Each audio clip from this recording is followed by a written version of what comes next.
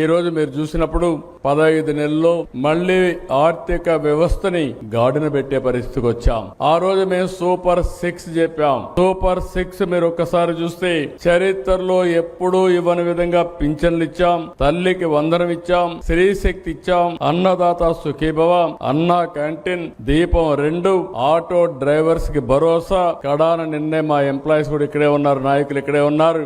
Employees కూడా ఈ ప్రభుత్వంలో భాగస్వాములు కాబట్టి వారికి కూడా ఒక్క విడత డిఏ ఇచ్చి, హెల్త్ కార్డ్స్ కూడా ఒక్క నెలలో పూర్తి చేస్తామని హామీ ఇచ్చి, పోలీసులు అయితే ఎప్పుడు డ్యూటీ చేస్తా ఉంటారు. అలాంటి వారికి ఒక నెల సరెండర్ లీవ్ కూడా ఎన్కాష్ చేసుకోవడానికి 210 కోట్ల రూపాయలు 2 ఇన్స్టాల్మెంట్లు ఇచ్చే పరిస్థితికి వచ్చాం. ఇవన్నీ చేస్తూనే ఇంకో పక్క సూపర్ జిఎస్టీ, సూపర్ సేవింగ్స్ జరిగాయి. ఒకప్పుడు 18% ట్యాక్సులు కట్టేటివి ఈ రోజు 5% వచ్చాయి. 12% కొన్ని 0% వచ్చే పరిస్థితికి వచ్చింది. ప్రతి ఒక్క కుటుంబానికి మేలు కలిగే జిఎస్టీ రిఫార్మ్స్ వచ్చాయి. ఈ రిఫార్మ్స్ కూడా మీరు ఒక్కసారి చూస్తే ఇవన్నీ కూడా నెక్స్ట్ లెవెల్ జనరేషన్ రిఫార్మ్స్ కి మనం ముందుకు పోయే పరిస్థితికి వస్తున్నాం. నేను కామన్ మ్యాన్ అడుగుతున్నాను, దీనివల్ల లాభం ఏంటంటే మాకు వెసులుబాటు వచ్చింది, మా జీవన ప్రమాణాలు పెరుగుతున్నాయి. ఇంకో పక్క వ్యాపారస్తులందరూ మా వ్యాపారం బాగా జరుగుతా ఉంది. ఇంకో పక్కన చూస్తే దీనివల్ల ఇండస్ట్రియలైజేషన్ పెరుగుతుంది, ఉత్పత్తి పెరుగుతుంది,